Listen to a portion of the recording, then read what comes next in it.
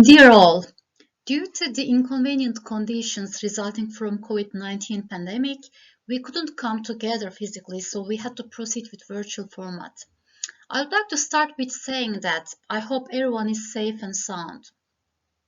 We are going to present our paper entitled Are Women More Prone to Mobbing at Turkish Universities? The Role of Gender and Organizational Politics, prepared in collaboration with my colleague Naci Polat. Mobbing is a wide range of negative and hostile behaviors directed to a target individual by a group or another individual. It's a systematic and persistent action which might be experienced in various settings like family, school, neighborhood, and workplace. It might cause detrimental effects on physical health like digestive tract problems, higher blood pressure, cardiovascular diseases, sleeping disorders, on psychological health such as anxiety, depression, panic attack, post-traumatic stress disorder, suicidal thoughts. It also induces organizational dysfunctionality like reduced concentration, increased absenteeism, and turnover in attention, which might result in low productivity and performance. It might also have adverse effects on an organization in general, like a hostile working environment, and damage public image and reputation of the organization. Is mobbing gendered? It's claimed as gender neutral by definition. Majority of the studies indicates that women are exposed to mobbing more than men, and they experience more adverse effects compared to men. It's not a surprise that mobbing prevalent at higher education institutions, and it's evident that women experience mobbing behaviors more than their male colleagues. Universities are gendered and conflict-laden organizations burdened with power imbalances aggravated by the fact that males hold more dominant positions. That's no different for Turkish academia. When we have a look at characteristics of Turkish universities, we see high level of masculinity, which is also an outcome of a traditional Turkish culture. The statistics published by Turkish Council of Higher Education last year indicate that women comprise 45% of total academic staff, yet account for only 32% of professors, 40% of associate professors. Although the number of academicians do not differ prominently in terms of academic title at lower ranks, the domination of men is more visible for higher ranks.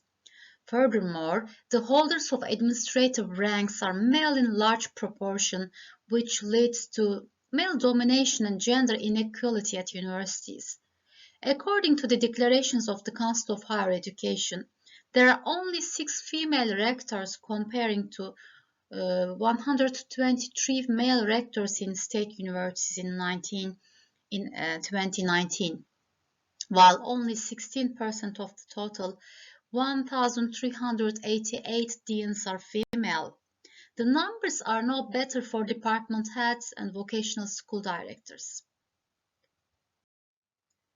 Administrative positions at universities grant their holders a strong formal authority, which refers to the legitimate power vested in hierarchical position and wide discretion of power provided by bureaucracy and state laws.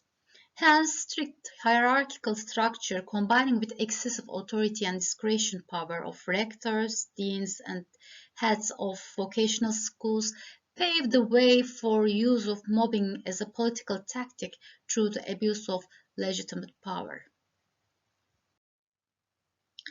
Excessive competition and workload, stringent performance expectations, and resource scarcity reflected by the inadequate number of academic positions compared to the number of academicians led to stressful work environment at universities. Turkish universities are characterized by highly politicized environment where different groups like faith-based organizations and political parties compete either individually or in alliance with some other groups in order to increase their presence at universities by capturing available academic positions. as well as holding and securing high administrative positions that provide them with decision-making authority. Non-transparent and non-merit-based distribution of academic and administrative positions leading to arbitrary, irrational, and unjust appointment decisions creates a harsh and unfair competition for these positions in which highly qualified and skilled academicians or prospective academicians can easily be driven out of competition if they are not associated and supported by the powerful groups which can influence recruitment and promotion decisions at universities, or if they don't have any nepotistic favors at their disposal. At universities, mobbing can be defined as a form of social elimination whereby faculty and administrators single out an individual who is perceived to be problematic, eventually driving this person out of the organization.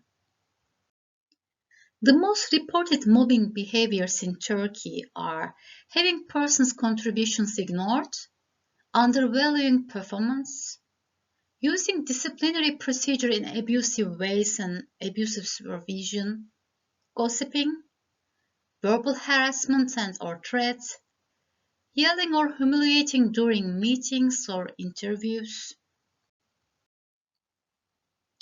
asking for overwork or giving tasks hard to complete, excessive control over work, reducing teaching or administrative duties, accusation of mistakes and errors and demoralizing, or assignment of meaningless tasks or the tasks beneath professional level.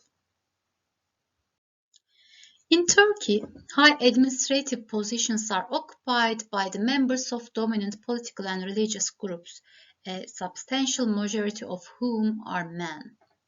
While tenured academicians bully untenured academicians at lower ranks, academicians at administrative positions mob other academicians even they are tenured senior academicians, especially if they are seen as outgroup reflecting currently prevalent othering in the Turkish society. Organizational politics can be defined as the use of authority and power to effect definition of goals, directions, and other major parameters of the organization. It's about furthering one's own interests regardless of others or organization's well-being. It's related to the use of influence tactics aiming to improve one's personal interests. Mobbing is a political tactic for sure. The ones holding powerful positions might use their power in intimidating others through mobbing behaviors in order to benefit from limited academic positions and administrative posts that enable them to increase their presence and power at universities. At Turkish universities, where male academicians slightly outnumber female academicians, gender is an important antecedent of exposure to mobbing, and women suffer more from the consequential damages. Studies point out that being in lower academic ranks and being women make academicians more prone to mobbing in Turkey. Coupled with the highly politicized environment, mobbing is a serious problem at Turkish universities. In terms of career advancement, women are in disadvantageous position due to the traditional gender-related roles imposed by culture. In male-dominated cultures like Turkey, the main and almost sole holders of childcare and household work responsibilities are women. Therefore, while women academicians deal with raising their children and taking responsibility for household works, male academicians devote their time to work for advancing their careers, lagging women behind on career ladder. At the same time, men have male-dominated networks which give them access to any type of help they need in their career path, while women deprived of such support. Apart from these adverse conditions, mobbing came as an extra impediment in career advancement of women. While men are mobbed mostly by men, women face mobbing from both genders, including superiors, equivalents, as well as subordinates. Academicians in higher administrative positions remain silent against mobbing behaviors at universities in favor of current power status quo or coalition of power. Bystanders, they avoid from providing support to mobbing victims in order to avoid being attacked by perpetrators of mobbing or encourage mobbing to enhance their own interests. At Turkish universities, top-down mobbing is the most frequent type of mobbing, which comes from superiors to subordinates in a hierarchical structure.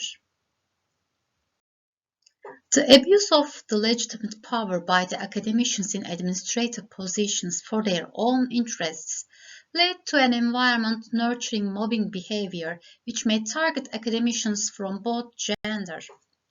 Nevertheless, dominant masculine discourse and practices at universities and the underrepresentation of women in higher administrative positions in a masculine organization makes women more likely to be targets of mobbing. Overweening favoritism in the shape of cronyism and patronage exacerbates the situation even more, resulting in incompetent decision makers in administrative positions, all increasing the risk of women academicians being mobbed. In order to prevent mobbing at universities, there is a need for cultural change, promoting an open, collaborative, and participatory culture, as well as improving governance practices at universities. Thank you for listening.